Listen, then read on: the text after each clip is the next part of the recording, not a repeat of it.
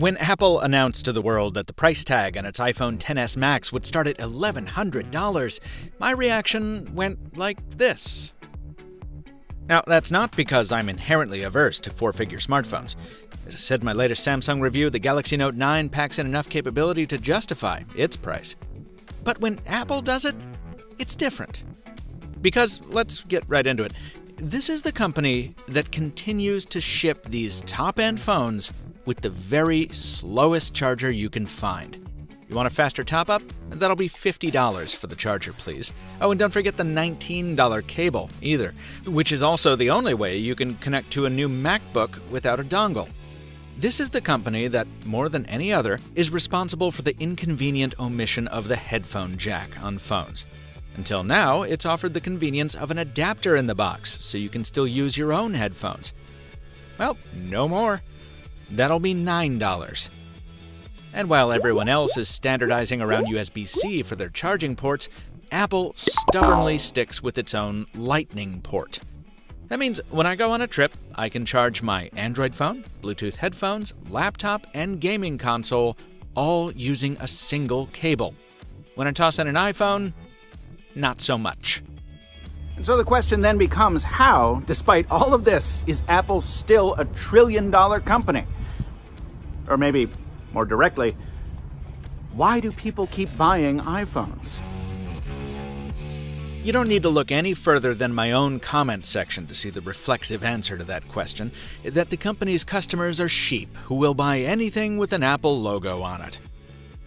Obviously, that's garbage. The truth is tougher for some to swallow. This, right here, really is one of the best smartphones you can buy. And even as someone who prefers Android, I'm here to tell you, it's better in some ways than your Android phone. Take the screen. DisplayMate says the OLED panel in the iPhone XS Max has close to textbook perfect calibration and performance. But that's not really all that special. You can also get a nearly perfect display on the aforementioned Galaxy Note 9. Where Apple stands out is in how it builds that display into the phone.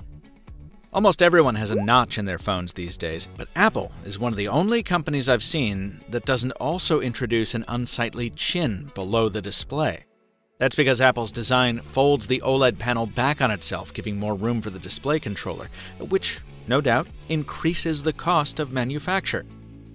Also driving up those costs is the reason the notch is there in the first place. An improved cluster of cameras and sensors for Face ID, which lets you unlock the phone just by looking at it. This is the first year Apple is replacing fingerprint sensors with Face ID across the whole lineup. While I kind of ranted about that when the news first broke, a week with the phone has gotten me used to it. Watching all my waiting messages unlock as the phone recognizes my face still feels like wizard magic.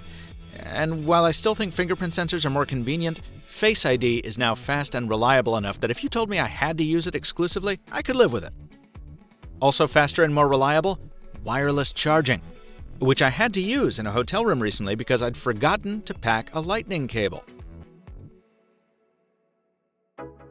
The iPhone XS Max scores another win with iOS 12. Gestures were introduced in last year's iPhone X, but they've been honed here.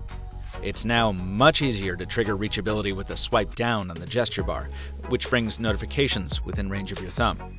Those notifications are also now grouped into batches by app, making them much easier to deal with. I've really gotten into the swing of fast app switching by swiping on the gesture bar, and it's just as handy today as it was when Palm first introduced it back in 2009.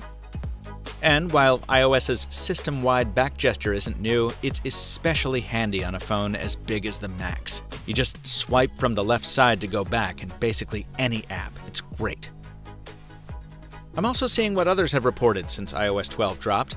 Performance is very fast, in particular with respect to launching the camera, which we'll come to in a second. Battery life is also quite good. The XS Max usually got me to bed after a 14-hour day with about 20% remaining.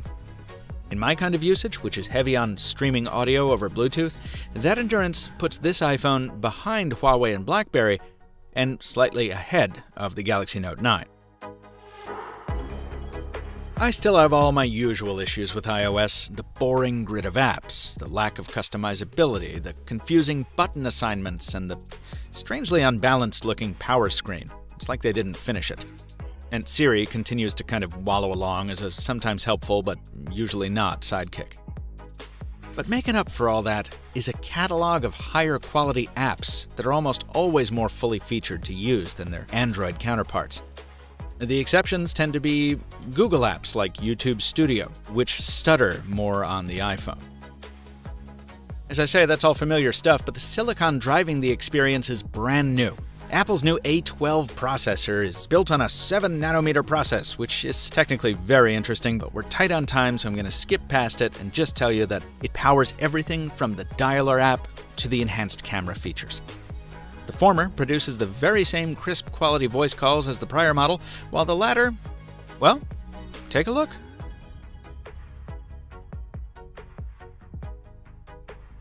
To give the iPhone XS Max the full credit it deserves, this is a camera I'd trust with almost any task I usually come upon. And as you saw before, that includes filming a walk and talk on a suburban sidewalk. The ad spot you'll see at the end of this video has some excellent slow-motion clips from the XS Max to go along with this one. And if you need more features than the simple camera app offers, there are plenty of options in the App Store. But by now, you've probably heard of the strange beautification effects the new HDR mode has on selfies. More annoying to me is that this phone still doesn't do portrait shots any better than most. Glasses or headphone wearers be forewarned. And even though the lighting effects are now apparently out of beta, well, it doesn't always seem like it. Anecdotally, in some side-by-side shooting with the Galaxy Note 9, I found colors more accurate and appealing from the Samsung device, a sentiment many of you agreed with on Instagram. And I found Google's Pixel 2 still gave me the more visually satisfying shots on the whole, even if it's using heavy processing to do it. There's so much more to say about the iPhone XS Max, and if you want a true deep dive by the very epitome of an Apple connoisseur, I learned a ton from Rene Ritchie's 26-minute video over at Vector, which I'll link you to in the description, along with the written review at iMore. But as happy as the iPhone XS Max will make the devout Apple user, I just can't get past that price tag. Look, there are great arguments for the Apple ecosystem, from the awesome backup and restore to the focus on privacy. And more shallowly, this phone just looks and feels so good. But we used to be able to buy these benefits for like half of what the iPhone XS costs. And we used to enjoy more attention to detail in return. Those portrait errors I talked about, the curious asymmetry of the bottom speaker grills, the way you can barely feel the joint between the steel rail and the glass back on your palm. I mean, those are tiny little quibbles, yeah, but they're exactly the kind of details that Apple of old used to obsess over to justify its prices. Forgive the generalization, but the new Apple just seems to be happy charging you more, while in some ways offering you less. While I'm sure the company is right that many people are already plunking down the dollars for that privilege, it's not for me.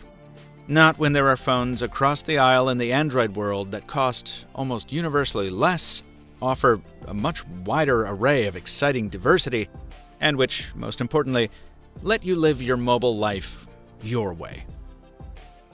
And just like I said on the Galaxy Note 9 review, a glass phone is still a glass phone. So protect it with a special case from today's sponsor, Tech21, at a special price for MrMobile viewers. Tech21's Evo check cases come in fun new colors, and the pure soda trims even have built-in bubbles. Bubbles? Because soda? Get it? More importantly, Tech21 cases pack impact-absorbing materials called Flex Shock and Bullet Shield that are as tough as they sound. They're drop-tested 20 times to keep your phone protected from drops over 10 feet. And they don't interfere with wireless charging either. Get 15% off your Tech21 case for the iPhone XS or almost any phone at the link in the description below. And thanks to Tech21 for sponsoring this video. As always, folks, there was a lot to cover in this video, and I didn't get to cover nearly half of what I wanted to, so hit me up in the comments, or on these social channels, with questions I may not have gotten to in the video. And if you're a XS Max owner, I especially want to hear from you. Let me know how you feel about the biggest iPhone yet. Until next time, thanks for watching, and stay mobile, my friends.